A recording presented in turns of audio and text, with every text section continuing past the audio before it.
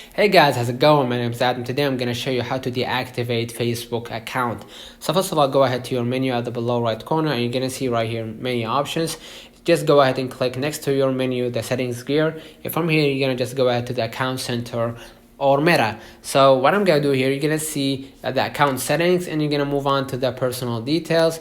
Go ahead to the account ownership and control and just go ahead to the second option, which is deactivation or deletion. So I'm gonna just choose the account, whether it was account from your original Facebook account or your Instagram account. So in my case, I'm gonna just choose the Facebook account, move on to deactivation by continuing the first option and just go ahead and add the password, and you're gonna set an order to deactivate your account and you're gonna be logged out automatically from your Facebook account until 30 days. And after the 30 days, your account will be deleted permanently. So you will need to make sure to set the perfect time that you want so you can, get back to it later, maybe a vacation or something like that. Just go ahead and set the order in that time.